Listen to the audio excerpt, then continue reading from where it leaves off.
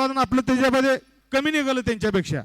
म्हणजे हरभऱ्याचा बेवड केला तर जवळजवळ 10 खेप आपण शेणखत टाकल्यासारखं आहे.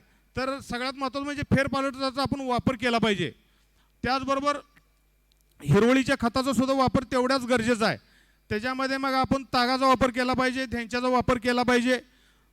जर तुम्ही उन्हाळ्यामध्ये जर हिरवळीचं खताचा वापर करणार असाल मे महिन्यामध्ये, तर त्यावेळी आपण ताग न करता धेंच्याचा वापर केला पाहिजे. कारण मे महिन्यामध्ये जर आपण तागाचा वापर केला तर त्यामध्ये हीट एवढी असते की त्याची ती पानगळ होते जास्त प्रमाणात. तर मेमध्ये जर आपण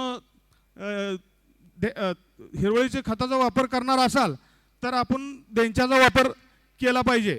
साधारण 1 एकर तागापासून आपणाला 70 ते 80 किलो नत्र मिळते.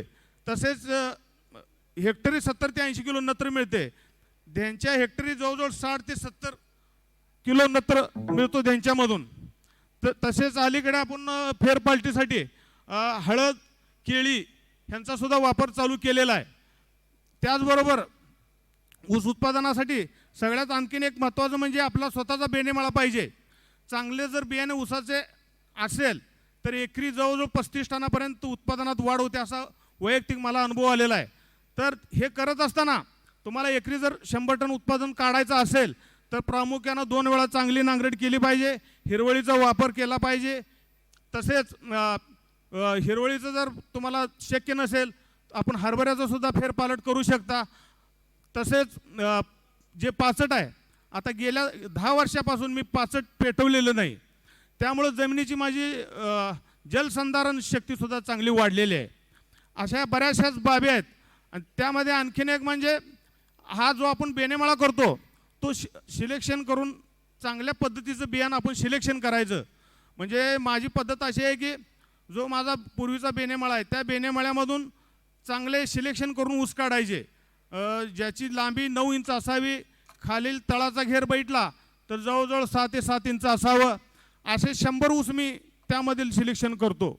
आणि त्या 100मधून परत 50मधून पुन्हा 10 ऊस, आणि त्या 10 ऊसामधील 1 ऊस मी टिश्यू कल्चर करायला देतो स्वतःच्या आपल्या बियाण्याचं. आणि त्यानंतर 1 वर्षानंतर मला ते टिश्यू कल्चर बनवून देतात. आणि त्याचे 3 ते 4 स्टेजेस झाल्यानंतर मग आपण तो बियाण्यासाठी वापरतो. तर हे जे बेणेमाळा आहे, हे बेणेमाळा करत असताना आपण अशा पद्धतीने केलं पाहिजे की ज्यावेळी तुम्ही समजा आमच्या भागाला आडसाली लागण करण्याची पद्धत असते. जर आपण जूनमध्ये जर लागण करणार असाल तर ह्या वर्षी आपण ऑगस्टमध्ये बेणेमाळा केला पाहिजे. म्हणजे जून महिन्यामध्ये तुम्हाला ते 10 महिन्याचा बेणेमाळा असला पाहिजे. आणि इतकं चांगलं आपण पद्धतीने केलेलं आहे सिलेक्शन करून, त्यामुळे इतकं चांगले रिझल्ट येतात त्याचे. तर एकरी जवळजवळ 25 ते 30 टनापर्यंत आपल्याला उत्पादनामध्ये त्याची वाढ होते. आणि तसेच अलीकडं जो गवताळ वाढीचा जे प्रॉब्लेम आहे, ज्याला ग्रासी शूट म्हणतात, त्याचा वापरसुद्धा, त्याचं प्रमाणसुद्धा बऱ्यापैकी कमी झालेलं आहे चांगलं बियाणं वापरल्यामुळं. आणि हे इतकं सर्व केल्यानंतर तो जो बेणेमाळा आहे त्याला आपण शास्त्रोक्त पद्धतीनं म्हणजे विद्यापीठाच्या शिफारशीनुसार जो काय NPKचा डोस आहे त्या पद्धतीनं टोटल 9 डोसेस असतात त्याच्यामध्ये. म्हणजे 10 महिन्याच्या ऊसाला 9 महिन्यापर्यंत नत्राचा डोस देतो त्याला. म्हणजे ज्यावेळी तो बेणेमाळा म्हणून आपण त्याचा वापर करणार आहे त्यावेळी एक चांगल्या क्वालिटीचं आपल्याला बियाणं मिळून जाईल. बरेचसे शेतकरी मी असे बघितले की ते बियाणं चांगलं नसतं, बाकीचं शेतामध्ये भरपूर मशागत करतात, पण बियाण्याच्या बाबतीत म्हटलं तर बरीचशीच अनास्था दिसते.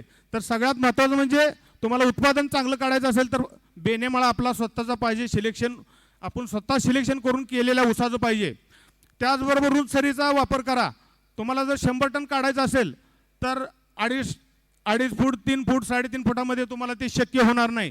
कारण ज्यावेळी आम्ही 3.5 फूट सरीमध्ये होतो त्यामध्ये मला हायेस्ट 70 टनाच्या वरती गेलेलं नाही माझं उत्पादन. आणि ज्यावेळी पहिल्यांदा 4.5 फुटावरती गेलो त्यावेळी पहिल्यांदा मला 100 टनाचं उत्पादन मिळालेलं आहे. तर सगळ्यात महत्त्वाचं म्हणजे तुम्हाला जर 100 टन उत्पादन काढायचं असेल तर कमीत कमी तुम्ही 4.5 फूट अंतरावरती आपण गेलं पाहिजे. आणि हे करत असताना जे आपण लावण करतो, आता जवळजवळ 2000 सालापासून मी एक डोळा लावण करतो. आणि हे ऊसाचे लावण करत असताना सुद्धा शक्यतो करून आपल्याला शक्य असेल तर एक डोळा लावण करावे. आणि हे करत असताना जी आपल्याला एकरी ऊसाची संख्या पाहिजे 40,000 45,000 जे 100 टनासाठी आवश्यक आहे. तर त्यासाठी तुम्ही जे टिपरं आपण एक डोळा लावण करतो ते करत असताना आपण मार्किंग करून ते तुम्ही लावण केलं पाहिजे. उदाहरणार्थ द्याय झालं तर समजा 4.5 बाय 2 फुटावरती आपण लावण करणार आहे, तर ते करत असताना करेक्ट 2 फुटावरती वरती जो वरंब आहे त्या वरंब्यावरती तुम्ही मार्किंग करून घ्या. 4.5 गुणिले 2 म्हणजे 9 स्क्वेअर फुटला एक डोळा आपला. 9 फूट सरासरी एका डोळ्याचं स्क्वेअर फूट होतं. तर ह्या पद्धतीने केल्यामुळे काय फायदा होतो, 4.5 गुणिले 2 बरोबर 9 स्क्वेअर फूट झालं. भागिले 43,560 केला तर तुम्हाला एका एकरामध्ये डोळ्याची संख्या किती बसली हे कळते. आणि त्यामुळं जे आपणाला एकरी 40,000 संख्या पाहिजे ते त्याच्यामुळं आपणाला मिळणं शक्य होतं. जर तुम्ही अंदाजे जर तुम्ही एकरी जर तुम्ही अंदाजे जर ऊस लागण केला किंवा बरेचसे शेतकरी करतात, तर आपणाला जे आवश्यक ऊसाची संख्या आपणाला पाहिजे एक एकरासाठी ते संख्या आपण कसे काढणार, ते जर तुम्ही मार्किंग करून जर लावण केला 4.5 गुणिले 2 4.5 गुणिले 2 जर असं जर केला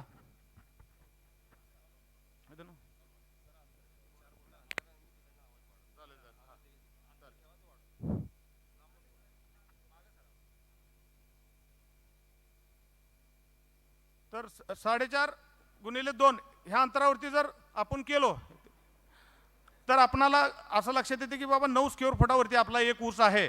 आणि मग ज्यावेळी आपणाला एकरी 43,000 ऊसाची संख्या गाठायची आहे त्यावेळी परफेक्टपणानं आपण त्या आपल्या उद्दिष्टापर्यंत आपण जाऊ शकतो. तसेच जे 4.5 गुणिले 2 म्हणजे 9 झालं गुणिले 10 रनिंग फूट केलं तर जवळजवळ 45 स्क्वेअर फूट होते.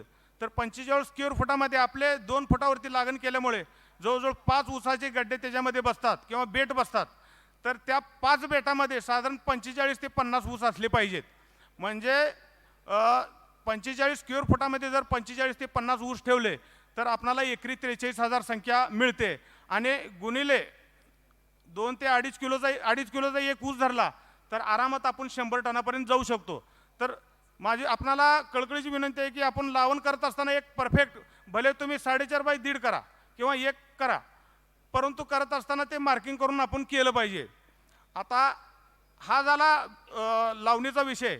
त्यानंतर आपले जे खताचे डोसेस आहेत, टोटल 100 टनासाठी आपण 7 डोसेस देतो एकरी. तर ते सगळे आपण मातीआड देतो. त्याच्यामध्ये वरती फेकून एकही देत नाही. काही डोस माझे असे आहेत की एक डोस माझा असा आहे 140व्या दिवशी 1 युरिया आणि 1 पोटॅश आहे, तरी पण मी फेकून देत नाही. सगळी खते हे चळ काढून मातीआड देतो. तर आपणाला शक्य होईल तेवढं आपण संपूर्ण खते हे मातीआड देण्याचा प्रयत्न केला पाहिजे. शेवटी तुम्हाला जर उत्पादन चांगलं काढायचं असेल तर तुम्हाला असं सहजासहजी उत्पादन निघणार नाही. निव्वळ तुम्ही 4.5 फूट सरी पाडला तर तुमची 100 टन निघणे शक्य नाही. तर त्याबरोबर बाकीच्या ह्या ज्या गोष्टी आहेत ह्या तेवढ्या त्याच्यामध्ये महत्त्वाच्या आहेत. हे जे डोसेस आता आम्ही देतो ते सगळे कुदळीने चळ काढून देतो. पूर्वी बरेचसे शेतकरी किंवा आम्ही सुद्धा असे खते फेकून द्यायचो. म्हणजे 4 एकरला खत द्यायचं असेल तर एक गडी एका तासामध्ये असे खत फेकून द्यायचा. पण आता ती परिस्थिती राहिलेली नाही. आम्ही संपूर्ण खत ते ऊसाच्या बगलेमध्ये कुदळीने चळ मारून ते देण्याचा प्रयत्न करत असतो.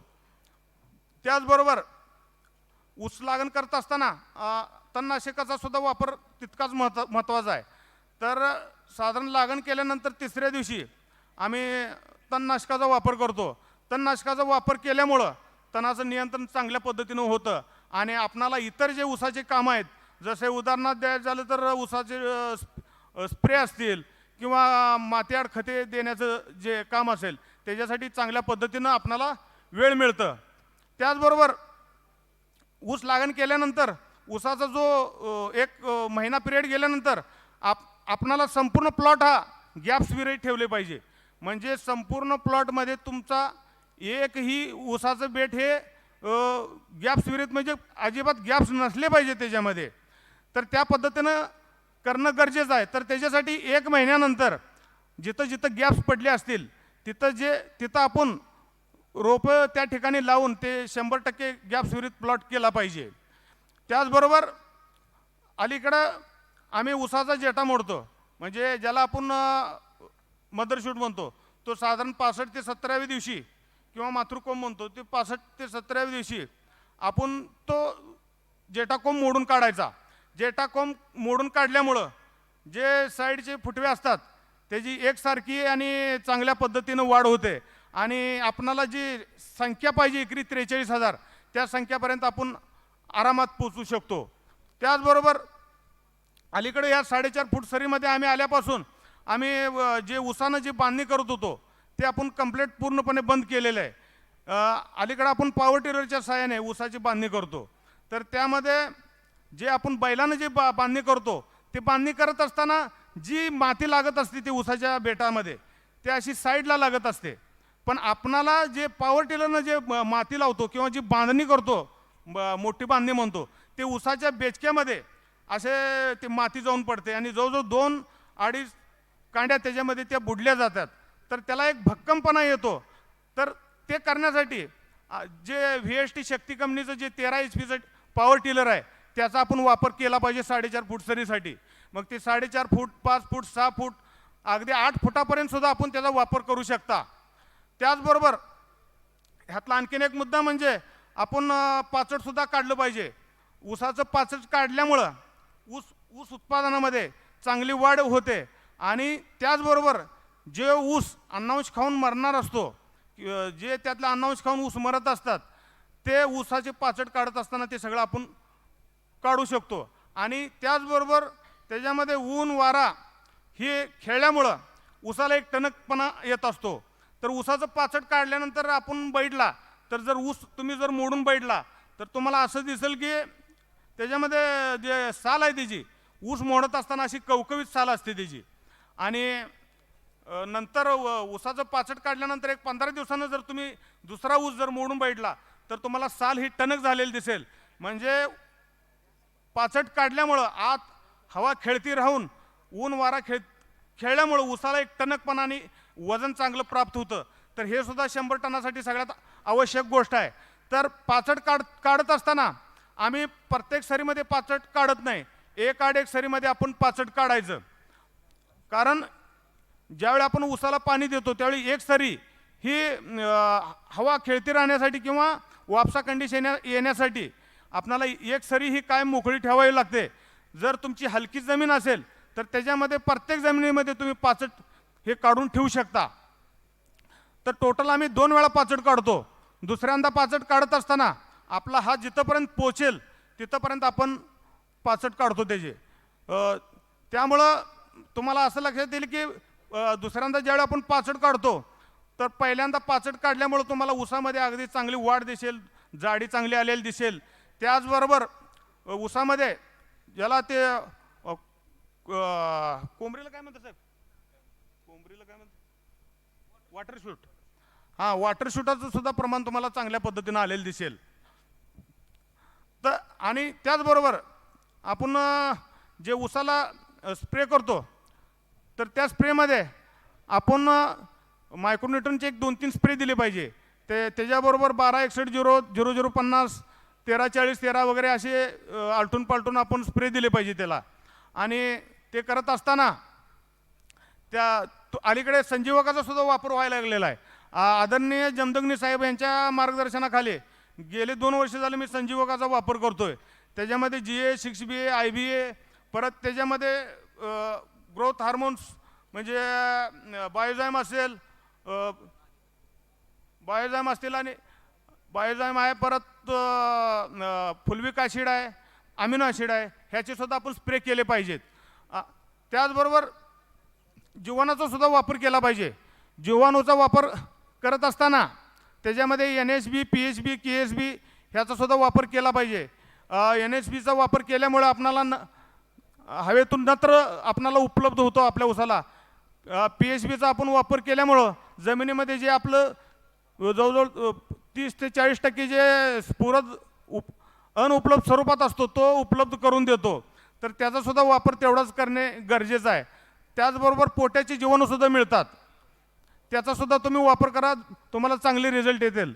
अलीकडं भारत गव्हर्नमेंट सरकारचं वेल डिकम्पोजर म्हणून एक चांगलं प्रॉडक्ट आलेलं आहे.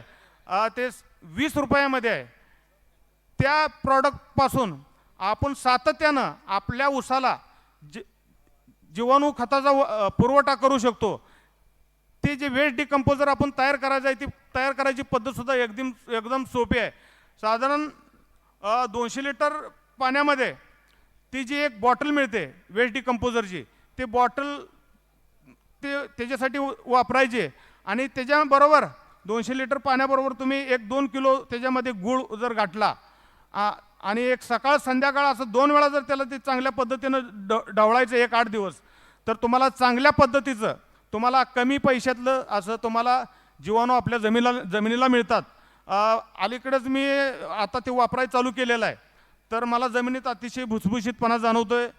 जमिनीचा pH सुद्धा चांगला सुधारत आहे त्याच्यामध्ये. आणि अलीकडे मी त्याचं ज्यावेळी लॅबचं टेस्टिंग केलं साहेब, तर त्यावेळी मला त्याच्यामध्ये नत्र उपलब्ध करणारे जीवाणू जसे आसेटोबॅक्टर, आझॅटोबॅक्टर हे सर्व त्याच्यामध्ये मला मिळाले. पोटॅश उपलब्ध करणारे जीवाणू मला त्यात सापडले. त्याच्यानंतर नत्र उपलब्ध, स्फुरद उपलब्ध करणारे जीवाणू त्याच्यामध्ये आपल्याला मिळाले. आणि वेगवेगळे उपयुक्त जीवाणू त्याच्यामध्ये भरपूर प्रमाणात आहे. आणि हे वापरत असताना आपण काय करायचं, जे आपलं 200 लिटर बॅरेल आहे, जे 200 लिटर पाणी आहे, त्याच्यामधलं 180 लिटर आपण आपल्या शेतीसाठी वापरायचं. राहिलेलं जे 20 लिटर पाणी आहे, त्याच्यामध्ये परत 180 लिटर तुम्ही पाणी वापरून परत त्याच्यामध्ये तुम्ही 2 किलो गूळ घालून परत 2 वेळा तुम्ही 1-8 दिवस ढवळत राहिल्यानंतर परत तेच जीवाणू तयार होतं. तर त्याचा सुद्धा वापर केला तर आपल्या कमी पैशामध्ये तुम्हाला जैविक खताचा जो वापर आहे तो करता येईल. तर अलीकडं जवळजवळ मी वेगवेगळ्या पद्धतीनं ट्रायल करत आहे. त्याच्यामध्ये पूर्वी 4.5 फुटावर माझी लागण असायची, 4.5 फूट करून सुद्धा माझे 100 टन पडले. 5 फुट करून परत 100 टनावरती गेलो. 6 फूट करून सुद्धा 100 टनाच्या वरती आहे. आणि आता सध्या मी ड्रिपसाठी वेगवेगळे ट्रायल करतोय. त्याच्यामध्ये मग 7 फूट सरी असेल, 8 फूट सरी असेल, 4.5 बाय 7 फुटाची पद्धत असेल, ह्या सगळ्या पद्धतीनं वेगवेगळ्या ट्रायल आता सध्या माझे चालू आहेत. ह्याच्यामध्ये माझा एकच उद्देश आहे की जेणेकरून आपला संपूर्ण ऊस हा ड्रीप खाली आला पाहिजे. आणि ड्रीप एकही पाट पाणी न देता आपलं ऊस ड्रीपवरती एकरी उत्पादन चांगलं निघालं पाहिजे. तर त्या पद्धतीनं अलीकडं ते कामसुद्धा चांगलं, म्हणजे रिस्पॉन्स चांगला मिळत आहे त्या पिकाकडून. तर अलीकडं आम्ही आमचा एक ग्रुप आहे, होय आम्ही शेतकरी म्हणून, ह्या ग्रुपच्या माध्यमातून जवळजवळ भारतातील जवळजवळ 7 लाख शेतकरी आता सध्या आपल्या वेगवेगळ्या पीकनिहाय ग्रुपला जॉईन झालेले आहेत. मग त्यामध्ये काही केळीचे ग्रुप असतील, ऊसाचे ग्रुप असतील, डाळिंबीचे ग्रुप असतील, त्याचबरोबर व्हॉट्सॲपचे सुद्धा जवळजवळ 40 ग्रुप आता आहेत. आणि हे जे आमचे सोशल मीडियातून जो शेतीविषयी जे आमचे होते वाटचाल चालू आहे, तर अतिशय आश्वासक पद्धतीनं वाटचाल चालू आहे. तर प्रत्येक वर्षाला 1-2 लाख शेतकरी आमच्या संघ जोडले गेलेले आहेत. तर त्या माध्यमातून आम्ही अलीकडे ह्या 6 महिन्यामध्ये 3 चर्चासत्र घेतलेले आहेत. पहिले 6 महिन्यामध्ये 3 चर्चासत्र घेतली. तर प्रत्येक चर्चासत्राला संपूर्ण महाराष्ट्रातील शेतकरी, महाराष्ट्राच्या कानाकोपऱ्यातून, गुजरात, मध्य प्रदेश असेल, छत्तीसगड असेल, त्याचबरोबर कर्नाटक, इथून सगळे शेतकरी, इथून संपूर्ण शेतकरी हे आपल्या चर्चासत्रास येत असतात. आणि अतिशय चांगला रिस्पॉन्स मिळत आहे. आणि ह्यातलं सगळ्यात वैशिष्ट्य म्हणजे जे शेतकरी येतात ते आता अलीकडले जवळजवळ सगळे तरुण वर्ग त्यात आहेत. जवळजवळ 30 ते 35% शेतकरी हे आमच्या चर्चासत्रास येत असतात. आणि त्या चर्चासत्रामध्ये चर्चासत्र झाल्यानंतर आमची शिवार फेरी असते. आणि संपूर्ण शेतामध्ये हे शेतकरी येऊन परत त्या आमच्या शिवार फेरीमध्ये सुद्धा परत मार्गदर्शन त्यांना आम्ही त्या ऊसाबद्दल देत असतो. तर आपण मला बोलण्याची संधी दिल्याबद्दल बनसोडे साहेब, तुमचे आनंदराव राऊत साहेब, तसेच मानस ग्रुप, तसेच सर्व शेतकरी बंधूसुद्धा शांत चित्ताने ऐकून घेतल्याबद्दल मी आपल्या सर्वांना धन्यवाद देतो आणि थांबतो. जय हिंद, जय महाराष्ट्र. तर ते संपूर्ण सांगायचं झालं तर 1 तास लागेल. मग ते सगळे शेतकरी बसत असले तर सांगतो. म्हणजे टोटल लागण करण्याच्या पद्धतीपासून शेवटच्या डोसपर्यंत सगळे डोसेस आहेत, ती जर ऐकण्याची तयारी असेल तर मी सांगायला तयार. मी आहे, पण संपूर्ण शेतकऱ्याने ऐकलं पाहिजे ते.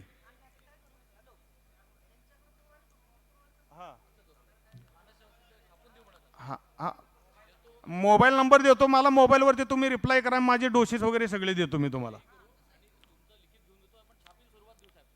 चालेल की. मोबाईल नंबर माझा तुम्हाला देतो, 94 037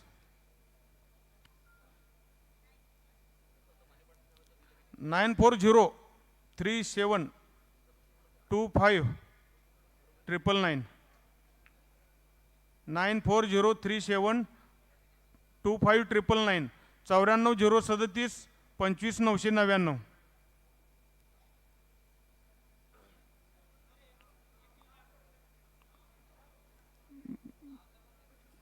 टोटल माझं जे NPK आहे ऊसाला 250 150 असं NPK आहे आणि सगळे डोसेस मी मातीआड करून टाकतो. प्रत्येक महिन्याला एक एक डोस असतात.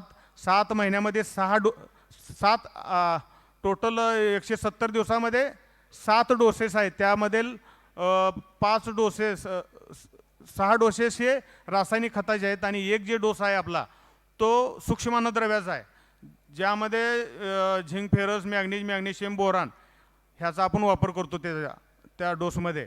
तर ते वापरत असताना आपण ते शेणखतामध्ये मिक्स करून त्याची भट्टी लावून आपण तो वापरतो. आणि तुम्हाला सगळी जी माहिती आहे मी तुम्हाला व्हॉट्सॲपवरती पाठवतो, मला तुम्ही त्याच्यावरती रिप्लाय द्या, मी सगळे डोसेस वगैरे देतो.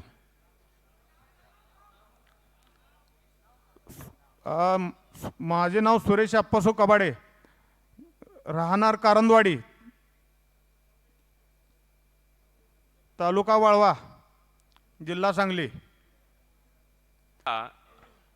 सुरेशरावजी कबाळे यांनी 100 टनाच्या वर जरी उत्पन्न घेतले असेल, पण काही गोष्टी कशा असतात त्यांना डिलिव्हर करताना आपले थॉट्स जे आहे, कारण कसं आहे की एवढ्या मोठ्या लोकांना ते डिलिव्हर करणं कसं, एखादी गोष्ट म्हणजे मांडणी जशी माने साहेबांची मांडणी आणि कबाडे साहेबांच्या मांडणीतला जो फरक आहे हा निश्चितपणानं तो मांडणीतला फरक आहे. आणि आपण असं करणार आहोत की कबाडे साहेबांनी जे जे काही आपल्या शेतामध्ये टाकलं आहे त्याचं एक आपण सगळं लिखित स्वरूपामध्ये आपण सर्व शेतकऱ्यांना उपलब्ध करून देणार आहोत. आणि म्हणून या ठिकाणी माननीय कबाडे साहेबांचं बसा ना, कबाडे साहेबांच्या गावाला मी स्वतः जाऊन आलो.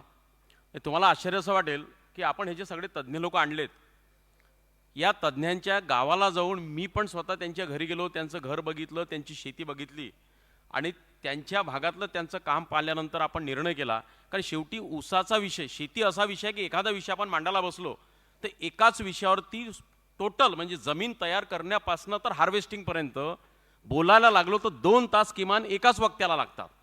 आणि आज आपली ती उपस्थिती होती साधारणतः जवळपास आता एक 40% उपस्थिती गेली. याचं कारणच असं आहे की एवढं विस्ताराने जर सांगायला गेलं तर त्यांना खूप वेळ लागणार आहे.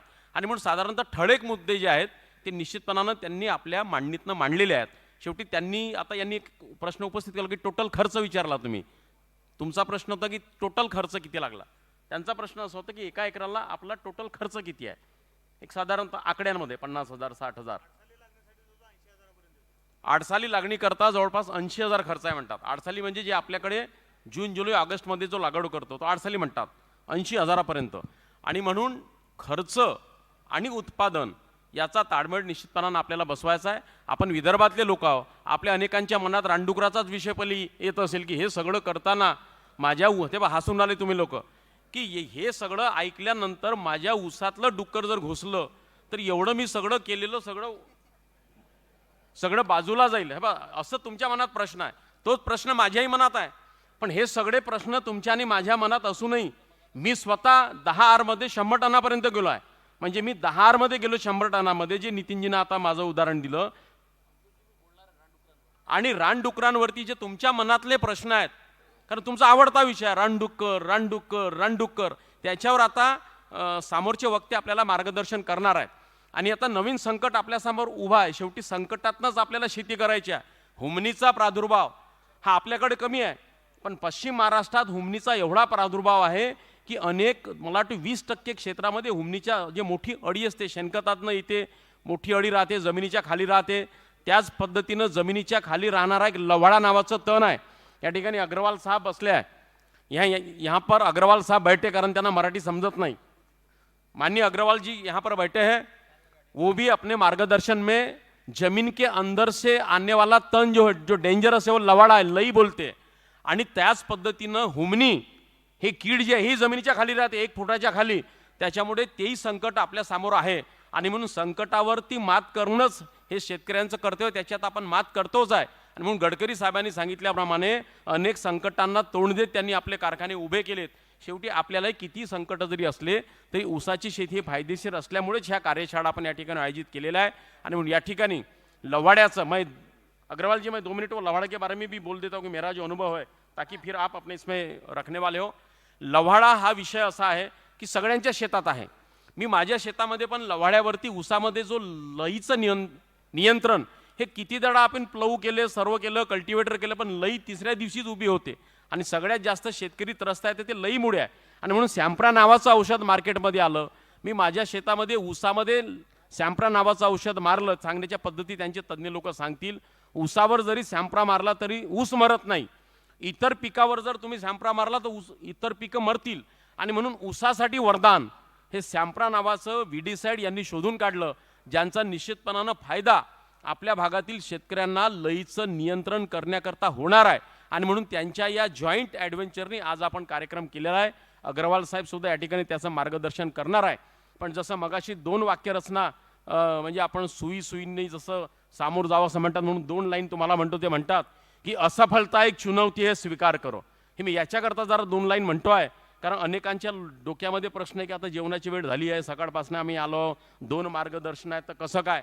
आणि म्हणून ते चार्जिंग करण्याकरता सांगते की ते म्हणतात कि असफलता एक चुनौती है स्वीकार करो, क्या कमी रह गई है देखो और सुधार करो.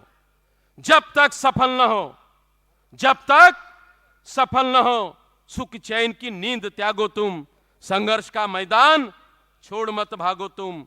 कुछ किए बगैर जय जयकार नहीं होती, और कोशिश करने वालों की कभी हार नहीं होती. कोशिश करने वालों की कभी हार नहीं होती. विदर्भात सुद्धा 48 डिग्री टेम्परेचर असताना सुद्धा, हिवाळ्यामध्ये अति थंडी असताना सुद्धा आपल्याला 90 टनापर्यंत आपण पोहोचलेलो आहोत. इथे चांबारे नावाचा शेतकरी बसलेला आहे, त्यांनी 2 एकरमध्ये 90 टनाचं उत्पादन घेतलेलं आहे. आणि म्हणून आपल्या विदर्भामध्ये सुद्धा आपण 100 टनापर्यंत जाऊ शकतो आशावाद आपल्याला आहे. आणि म्हणूनच एवढे मोठे तज्ज्ञ आपण या ठिकाणी बोलावले आहे. आणि या सगळ्या याच्यात मी स्वतः एक असा शेतकरी आहो. कबाडे साहेब, अग्रवाल जी, मैं ऐसा किसान हूँ, जब आप दिल्ली में थे तो मुझे भी प्रधानमंत्री को मिलने का मौका मिला. आणि कशामुळे शक्य झालं, मी ऊस उत्पादक शेतकरी आहो. माननीय प्रधानमंत्री मोदी साहेबांनी 8,000 कोटीचं पॅकेज शेतकऱ्यांना दिलं, म्हणून या महाराष्ट्रातला शेतकरी देशातला जगला. आणि मला सुद्धा पंतप्रधान मोदींना भेटण्याची संधी मिळाली. हे केवळ आणि केवळ हे मी ऊस उत्पादक शेतकरी आहो म्हणूनच मला माननीय मोदी साहेबांना भेटण्याची संधी मिळाली. त्या ठिकाणचा सर्व खर्चाचं आयोजन माननीय अग्रवाल साहेबांनी या ठिकाणी केलेलं आहे. आणि म्हणून या ठिकाणी मी मुद्दामून 2 मिनिटं आपल्यासमोर बोललेलो आहो. याचं कारण असं की आपण जेवढे या ठिकाणी बसलेले आहेत हे निश्चितपणाने 100 टन घेणारे शेतकरी आता थांबलेले आहेत. आणि म्हणून उर्वरित जे मार्गदर्शन आहे ते नीटपणे आपण ऐकावं, एवढीच या ठिकाणी विनंती करतो. धन्यवाद. यानंतर एक कार्यक्रमात थोडा एक बदल करून राहिलो आपण. यानंतर माननीय श्री RG अग्रवाल साहेब आपलं मार्गदर्शन करतील अशी मी त्यांना विनंती करतो. President Dhanuka agritech limited. मैं इससे पहले कि अपनी बात शुरू करूं, मैं सबसे पहले देश के अन्नदाताओं को नमन करता हूं कि आप खेतों में अपना पसीना बहाते हैं और उसकी वजह से आज हमको अपने देश से आपकी दी हुई रोटी खाने को मिलती है. वो ज़माना 1965 का, जब हम देश में PL 480 में भीख का कटोरा मांग के खाते थे, भीख. और आज उन हालात को आपने बदल दिया, तो आप बहुत सम्मान और नमन के लिए काबिल हैं. और हमें बड़ी खुशी है अपने देश के किसानों के ऊपर कि उन्होंने बिना ज़्यादा सपोर्ट के अंदर विश्व के अंदर भारत देश को कृषि के मामले में अमेरिका को भी पीछे छोड़कर दूसरे नंबर पे पहुंचा दिया. तो हमारे देश के सभी किसान भाई इसके लिए बधाई के पात्र हैं. ये बहुत बड़ी अचीवमेंट है हमारे किसान भाइयों की. फिर मंच पे बैठे सभी विशिष्ट अतिथि, खास तौर से डॉक्टर माने और कबाड़े साहब ने जो शेयर किया कि गन्ने का डॉक्टर कबाड़े साहब 120 टन पैदावार ले रहे हैं और डॉक्टर माने साहब ने बताया कि आप कैसे 100 टन की पैदावार ले सकते हैं। बहुत से लोगों को इसके ऊपर विश्वास नहीं होता, शक होता है, लेकिन जब लोग जिन्होंने लिया है और वो आपके सामने बैठे हैं तो फिर शक की कोई गुंजाइश नहीं होनी चाहिए। दोस्तों, मैं कोई वैज्ञानिक तो नहीं हूं, लेकिन मेरा अपना जो 50 साल का तजुर्बा है उसके बारे में कुछ बातें आपसे शेयर करना चाहूँगा। पहले हम खेती की बातें करें, उससे पहले हम अपने देश की बातें करें, अपने भविष्य की बात करें, अपने बच्चों के भविष्य की बात करें। आप करना चाहेंगे 2 मिनट अपने भविष्य के बारे में, अपने बच्चों के भविष्य के बारे में? किसान भाइयों, आज खेती की बात करने से पहले पानी की बात करना बहुत जरूरी है। और पानी, अगर पानी नहीं होगा तो जिंदगी में आगे कुछ नहीं होगा। जमीन से हम इतना पानी निकाल रहे हैं और ऊपर से जो भगवान पानी दे रहा है हमको, हम घर में पीने का पानी स्टोर करके रखते हैं, लेकिन खेत के लिए हम पानी को भूल जाते हैं कि जब वर्षा चली जाएगी तो खेत को पानी कहां से देंगे। हमने सन 2005 में जब अपनी कंपनी के हम 25 वर्ष सिल्वर जुबली बना रहे थे तो उस समय हमने 2 नारे दिए थे। एक हमारा नारा था खेत का पानी खेत में और गांव का पानी गांव में। हमारा कहना कि हर किसान भाई अपने खेत के हिसाब से उसके 5% इलाके में जरूर तालाब बनाए, ताकि जो वर्षा का पानी है जो बह के चला जाता है वो आपके खेत में इकट्ठा होगा, आपके सिंचाई के काम आएगा और आपका जो भूमि का जल है उसका लेवल ऊपर उठेगा।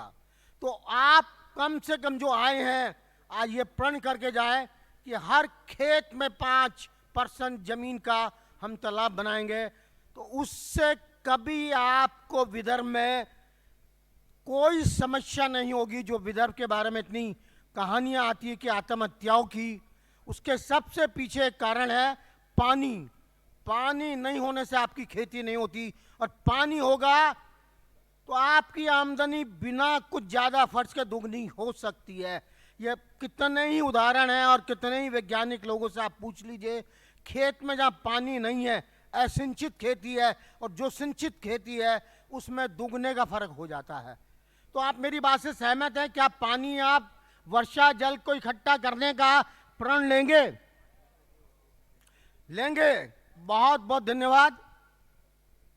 दूसरी बात, आज देश के अंदर जो प्रदूषण, जिसको आप कार्बन डाइऑक्साइड गैस कह दें, वो बहुत ज्यादा मात्रा में बढ़ रही है, क्योंकि आबादी बढ़ रही है, उसके हिसाब से पेड़ नहीं बढ़ रहे। जो कार्बन डाइऑक्साइड जो पेड़ सोख लेते हैं तो उस हिसाब से पेड़ नहीं लग रहे। अगर आप तालाब बनाते हैं तो तालाब से आपको जल मिलेगा और आप उसके साथ पेड़ भी लगाएं, और अगर आप फलदार पेड़ लगा लें तो उन फल के पेड़ों से आपकी आमदनी भी बढ़ेगी। बचपन में एक कहानी पढ़ा करते थे, स्कूल में पढ़ाई जाती थी कि एक बुजुर्ग आदमी आम का पेड़ लगा रहा था, तो उसके बेटे ने पूछा, अरे बाबा आप क्यों पेड़ लगा रहे हैं, क्या जब तक आप जिंदा रहेंगे जब तक ये पेड़ फल देगा?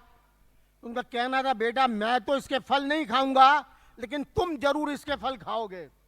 तो आज हमें अपने साथ साथ हमारे भविष्य के और बच्चों के बारे में भी सोचना चाहिए। तो मैंने 2 बातें आपसे कही कि एक तो आप वर्षा जल को बचाएं और दूसरा पेड़ लगाएं। हम अपने बच्चों के जन्मदिन मनाते हैं, अपने जन्मदिन मनाते हैं, एनिवर्सरी मनाते हैं, अगर उसके ऊपर हम एक एक पेड़ का गिफ्ट अपने बच्चों के नाम करें तो उससे बढ़िया कोई गिफ्ट नहीं हो सकता।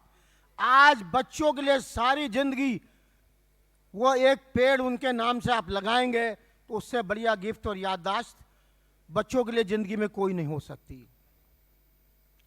ये दो बातें मैंने जनरल की। तीसरी बात आज हमारे अपने स्वाभिमान से जुड़ी है। अभी पीछे हम देख रहे थे, हमारे देश के प्रेसिडेंट साहब एक छोटे से मुल्क जो अमेरिका से लड़ाई में वियतनाम बर्बाद हो गया था, उसको आज से करीबन 40 साल पहले आज़ादी मिली और हमको 70 साल पहले आज़ादी मिली। अभी वियतनाम के डिप्टी एग्रीकल्चर मिनिस्टर फिक्की में आए हुए थे, जहां एक प्रोटोकॉल के हिसाब से विदेशी जब भी कृषि मंत्री आते हैं तो उनका हम स्वागत करते हैं। उनसे चर्चा की कि भाई आपको 40 साल पहले आज़ादी मिली, आपने इतनी तरक्की कैसे कर ली। आज वहाँ 9 करोड़ की आबादी है और सिर्फ 10 मिलियन हेक्टेयर एरिया है, लेकिन वो हमसे 5 गुना ज़्यादा प्रोडक्शन करते हैं, 5 गुना ज़्यादा प्रोडक्शन। उनके पास कुछ नहीं था, ज्ञान कुछ नहीं था, बर्बाद हो गए थे। वो हिंदुस्तान में आए और हिंदुस्तान से ज्ञान सीख के गए और आज हमसे 5 गुना किस चीज़ की पैदावार, काली मिर्ची की पैदावार, कॉफी की पैदावार, धान की पैदावार। आज चाइना, आज से 30 साल पहले कुछ नहीं होता था। आज चाइना का एग्रीकल्चर एरिया हमसे कम है, करीबन 128 मिलियन हेक्टेयर। हमारे देश का 142 मिलियन हेक्टेयर है। चाइना की एवरेज बारिश 650 मिलीमीटर है, जबकि हमारे देश की बारिश 1050 मिलीमीटर है। लेकिन जो एग्रीकल्चर की जीडीपी है वो चीन की हमसे 3 गुना ज्यादा है। क्या भारतवंशी हम इतने नालायक हैं? मेरी बात के लिए माफी देना, क्या हम इतने कमजोर हैं कि 30 साल पहले जो चीन ने तरक्की शुरू की वो हमसे इतना आगे निकल गया, हम इतने पीछे रह गए? क्या कारण है? कारण हमको खोजना चाहिए या नहीं खोजना चाहिए? हम गए, चीन भी हम गए, हमने समझने की कोशिश की और हमने अपनी प्राचीन पद्धति, जब आज हम इंग्लिश संवत ईयर की बात करते हैं, हम विक्रमादित्य संवत जो आज 2075 चल रहा है, अगर पुरानी हिस्ट्री देखें तो उस समय भारत सोने की चिड़िया कहलाता था और पूरे विश्व की 1/3 इनकम हिंदुस्तान से होती थी। और उसी सोने की चिड़िया, उसी सोने के लालच में हमारे देशों में विदेशियों के कितने आक्रमण हुए और कितने लोग हमको लूट लूट के ले गए। सही बात है या गलत है? उसके बाद जब वो लूटना शुरू हुआ तो हमारी देश की इकॉनमी, जो पूरे विश्व की 1/3 इकॉनमी थी, वो नीचे आती गई। उसके बाद अंग्रेज आए। अंग्रेज हमारे देश से कच्चा माल इंग्लैंड ले जाते रहे और फिनिश प्रोडक्ट हमारे देश में बेचते रहे। उससे भी हमारे देश की आमदनी, जीडीपी कम होती चली गई। उसके बाद भी आजादी मिली और सरकार बनी। किसानों के लिए घड़ियाली आंसू तो बहुत बहे, लेकिन ये सोचने की जरूरत है कि कितना काम किसानों के लिए सही मायनों में हुआ।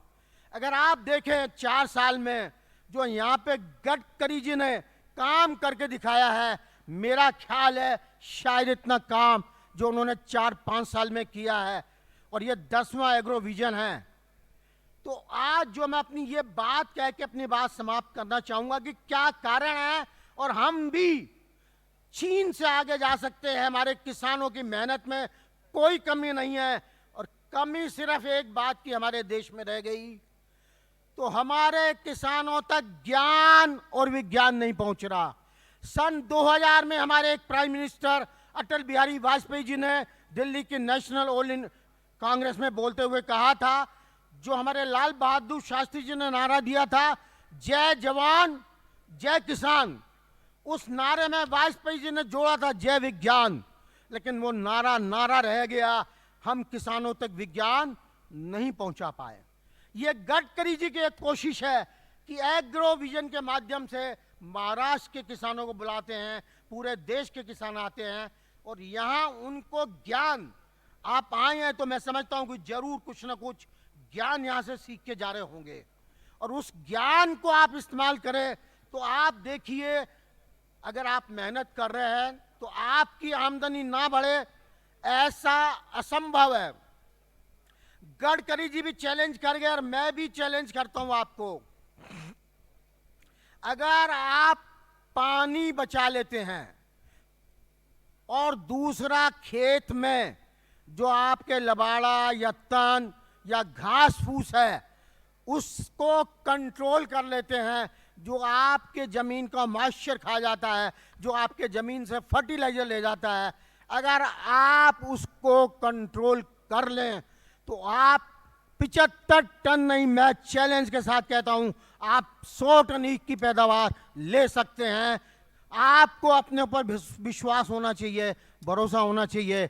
जब हमारे यहाँ राउत साहब बैठे हैं जिन्होंने विदर्भ में 100 टन लिया है, अगर आपको विश्वास नहीं होता तो आनंद राउत साहब के खेत पर जाके देखिए कि वो सही कह रहे हैं या गलत कह रहे हैं, उन्होंने 100 टन की पैदावार ली है या नहीं ली है। जब वो ले सकते हैं तो आप क्यों नहीं ले सकते। गन्ने की एक बीमारी और है जो अभी 2-1 साल में शुरू हुई है, जिसको पोका बोइंग, जहां पत्ते ऊपर सफेदी आनी शुरू हो जाती है, पोका बोइंग डिजीज के नाम से। अभी तक हम ये सोचते थे हमारे यूपी और नॉर्थ में 238 वैरायटी जो हाई यील्डिंग वैरायटी आई है, उसी गन्ने की वैरायटी में पोका बोइंग बीमारी आ रही है। लेकिन मुझे यहाँ साइंटिस्ट लोगों से बात करके पता लगा कि महाराष्ट्र में भी ये पोका बोइंग डिजीज शुरू हुई है। अगर पोका बोइंग डिजीज हो तो आप उसकी पहचान नहीं कर सकते तो अपने आसपास के कृषि विज्ञान केंद्र में ले जाएं, यूनिवर्सिटी के वैज्ञानिकों से सलाह करें। अगर पोका बोइंग डिजीज है तो आप उसमें, हमने जापान के सहयोग से कोनिका नाम की डिजीज, कोनिका नाम का एक प्रोडक्ट लाए हैं जिससे आपकी वो पोका बोइंग बीमारी कंट्रोल हो सकती है। हमारी कंपनी के करीबन महाराष्ट्र में 100 बच्चे काम कर रहे हैं जो आपके पास आते हैं, प्रदर्शन लगाते हैं और आपको खेती की नई जानकारी देते हैं। हमारा टोल फ्री नंबर भी है। पिछले साल हमने अनाउंस किया था, हम 32 किसानों और कृषि विज्ञान केंद्र और वैज्ञानिकों को फरवरी के महीने में हमने जो 32 प्राइज अनाउंस किए थे, वो फरवरी के अंदर हम IRA ऑडिटोरियम में फंक्शन करके वो अवार्ड देने जा रहे हैं। तो आज देश के हर नागरिक को, अभी गडकरी जी भी बात कर रहे थे कि हम अपने बारे में सोचते हैं, फिर परिवार के बारे में सोचते हैं या विदर्भ के बारे में सोचते हैं। कुछ ऐसे नेता हैं, कुछ ऐसे लोग हैं जिनकी सीमा पूरे अपने देश के लिए है, जो पूरे देश के लिए सोचते हैं। मेरा ख्याल है अगर आप एनालिसिस करें तो मेरा ख्याल है पहले साल देश में कुछ ऐसे नेता आए हैं जो अपने बारे में नहीं 20-20 घंटे काम करते हैं और देश के बारे में, और देश के अलावा उनका कोई गोल नहीं है, और जो भी कुछ कर रहे हैं देश की प्रगति के लिए कर रहे हैं। और पिछले 4-4.5 साल में जो प्रगति हुई है, अगर ये प्रगति की स्पीड इसी हिसाब से चलती रही तो आने वाले समय में, आज अगर हम हर हिंदुस्तानी प्रण कर ले कि हम हमेशा चीन से अपने आप को कंपैरिजन करते हैं, कल ऐसा समय आएगा जब चीन हमारे देश भारत से अपने आप को कंपेयर करेगा। उस दिन हमारे देश के लिए, हम सब के लिए वर्ग बहुत गर्व का दिवस होगा। वरना आज हमारे देश के राष्ट्रपति वियतनाम जैसे छोटे कंट्री से जाके कहें आप हमारी मदद करें, हमें बड़ी शर्म की बात है। सारे देशवासियों के लिए शर्म की बात है कि एक छोटे से कंट्री के आगे जाके हमारे देश के राष्ट्रपति कहें हमारी मदद करिए। अगर हम अपनी मदद नहीं कर सकते तो कोई दूसरा हमारी मदद करने नहीं आएगा। भगवान भी उसकी मदद करता है जो अपनी मदद खुद करता है। आप मेहनत करिए और उसका चमत्कार देखिए कि कैसे आपकी आमदनी दुगनी तिगनी बढ़ती है। इस बात का हमें विश्वास है। मैंने साइकिल पे आज से 50 साल पहले जिंदगी शुरू की थी और आज भगवान ने मेहनत से हमें कहां से कहां पहुंचा दिया। तो आज उदाहरण है कि जिन जिन लोगों ने मेहनत की उन्होंने जिंदगी में बहुत तरक्की की और वो आगे बढ़े। मैं हाथ जोड़ के यही विनती करूंगा अपनी बात खत्म करने से पहले कि मेहनत का कोई सब्स्टिट्यूट नहीं है और जो मेहनत करता है भगवान उसको भी साथ देते हैं और उसको आशीर्वाद देते हैं और वो प्रगति करता है, खुशहाली के रास्ते पे जाता है। तो आइए आप भी प्रगति करें, अपने गांव के अड़ोसी पड़ोसी और सब लोगों को साथ लेके हम पूरे देश की प्रगति की तरफ बढ़े। धन्यवाद, थैंक यू वेरी मच। महत्त्वाच्या विषयावर आपली कार्यशाळा म्हणजे समारोप याच्याकडे येत आहे आणि जो तुमचा आवडीचा विषय आहे डुक्कर आणि इतर म्हणजे कीटकांचा जो प्रादुर्भाव उसावरते त्याच्यावरती चोरबोले साहेबांचं मार्गदर्शन आता या ठिकाणी होणार आहे। नमस्कार, मी डॉक्टर अंकुश चोरमुले। मानस उद्योगाने जी ही एक शेतकऱ्यांसाठी एकरी 100 टनाची कार्यशाळा आयोजित केलेली आहे, त्या कार्यशाळेत मी प्रथमतः सर्वांचं स्वागत करतो।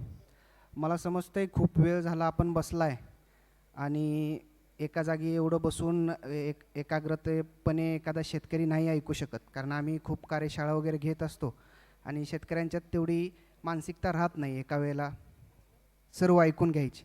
एक काम करायचं, सर्वांनी आपल्या जागेवर फक्त उठून उभं राहा। सर्वांनी फक्त आपल्या जागेवर 1 मिनिटासाठी उठून उभं राहायचं आहे। तुमचे 1 मिनिटात मर्ग घालवून टाकतो पूर्ण। 1 मिनिट उठून उभं राहायचं आहे। हात वर करा, हात वर करा आणि जेवढ्या जोरानं टाळ्या वाजता येतील तेवढ्या वाजवा। पूर्ण आवाज यायला पाहिजे हॉलमध्ये पूर्ण। बस बसून जा आता। आणि एक विनंती सर्वांना, फक्त आपला मोबाईल खिशातून काढा, हातात घ्या, सायलेंट करू नका, स्विच ऑफ करा आणि फक्त 20 मिनटं मला द्या। 20 मिनटात कीड नियंत्रणाच्या बाबतीत ज्या काही महत्त्वाच्या गोष्टी असतील त्या सगळ्या मी सांगणार आहे। आणि आपला जो महत्त्वाचा विषय आहे उंदीर आहे आणि आता साहेबांनी जसं सांगितलं डुक्कर लागतं शेतात, तर त्याच्यासाठी काही देशी नुसके आहेत ते देखील सांगणार आहे। फक्त पॉवर पॉईंटमध्ये खूप चांगल्या चांगल्या इमेजेस दिलेल्या आहेत, आपण त्या इमेजेस पहा आणि त्यानुसार आपण आपल्या शेतात किडींचं ओळख पटवू शकताय आणि त्यासोबत नियंत्रण देखील करू शकताय। मगाशी साहेबांनी अनेक गोष्ट सांगितली, पश्चिम महाराष्ट्रात हुमणी सध्या खूप मोठा धुमाकूळ घालत आहे आणि विदर्भात देखील मी आकेश जांभूळकर यांच्याशी बोलत होतो, काही ठिकाणी हुमणीचा देखील विदर्भात देखील प्रादुर्भाव आहे। तर पुढे चालून ही कीड तुमच्या ऊस शेतीची मुख्य समस्या होऊ नये यासाठीच आत्तापासून काय काळजी घेतली पाहिजे या बाबतीत थोडक्यात मार्गदर्शन करणार आहे। विदर्भाच्या दृष्टीनं ऊस पिकाच्या दृष्टीनं ऊसावरील महत्त्वाच्या किडी 3-4च आहेत। त्यामध्ये ऊसावरील खोडकीड ही एक सर्वात महत्त्वाची कीड आहे। त्याचसोबत ऊसावरील कांडे कीड, ऊसावरील शेंडे कीड, पायरीला आणि हुमणी या एक 4-5 किडींचं जर फक्त आपण व्यवस्थित नियोजन केलं तर 100 टन गाठताना जो काही आपला लॉस उत्पादनात होणार आहे तो किडीमुळे होतोय आणि ह्या जर किडींचं नियंत्रण आपण व्यवस्थित केलं तर आपण जवळपास 100 टनाच्या पोचू शकताय। आता ऊसावरील खोडकीड ओळखायची कशी, आपल्या शेतात तिचा प्रादुर्भाव कधी होतो आणि तिच्यासाठी नियंत्रणाचे उपाय काय केले पाहिजेत। या फोटोमध्ये ऊसावरील जी खोडकीड आहे त्या खोडकिडीचा जीवनक्रम दाखवायचा प्रयत्न केला आहे। पहिल्या ह्याच्यात जी दिसते ती अंडी आहेत, दुसऱ्या ह्याच्यात ऊसावरील खोडकिडीची जी आळी असते ती आळी दाखवायचा प्रयत्न केला आहे, तिसऱ्या ह्याच्यात कोश आहे आणि चौथ्या ह्याच्यात पतंग आहे। तर आता ह्याच्यात जीवनक्रम अंडी आळी कोश पतंग असा होतो। ही पूर्ण सायकल पूर्ण व्हायला जवळपास 45 ते 50 दिवस लागतात, म्हणजे 50 दिवसात एक पिढी या आळीची तयार होते। सुरुवातीला काय केलं जातं, नर मादीचं ज्या वेळेला मिलन होतं त्यावेळेला मादी जी खोडकिडीची मादी आहे ती पानावर अंडी घालते। पानावर कुठं अंडी घातली जातात, पानाच्या मागच्या बाजूला अंडी घातली जातात, जशी मी ह्याच्यात दाखवल्यात पांढरी जी अंडी आहेत तर ती पांढरी अंडी इथं स्क्रीन खूप ब्राईट आहे त्यामुळे पॉइंटर चालत नाही। सुरुवातीला जी पांढरी अंडी दाखवलेत अशी अंडी पानाच्या मागं घातली जातात।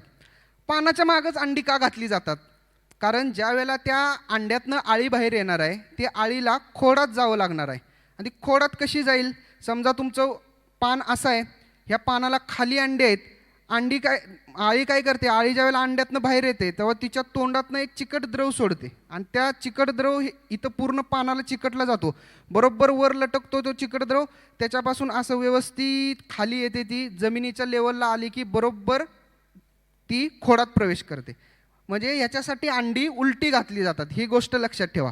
मग आपल्याला आपल्या शेतात जर हे अशी आळी दिसते का, त्याच्यासाठी काय करणं गरजेचं आहे, एक 5 ते 6 दिवसातनं सुरुवातीच्या काळात म्हणजे सुरुवातीच्या 1-2 ते 3 महिन्यात या किडीचा प्रादुर्भाव खूप मोठ्या प्रमाणात ऊसाला थोडी थोडी 1-2 इंच जरी माती लावली म्हणजे जमिनीबरोबर जर माती लावली तर ही कीड अशी जर खाली आली ते माती लावल्यामुळं तिला खोडात शिरता येणार नाही आणि त्याच वेळेला या किडीचा बंदोबस्त होणार आहे.